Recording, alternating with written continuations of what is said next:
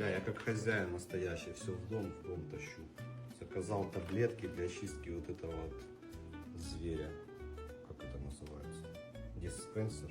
Как это называется? Раковина, для очистки раковины. Тут в Америке вот этот прикол, что продукты там. Вот сейчас я включу, смотри. Кошка убежала. И кошка. Открываем.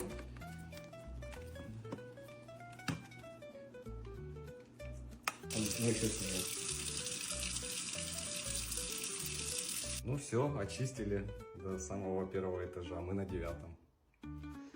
Вон соседей видно. А пахне як.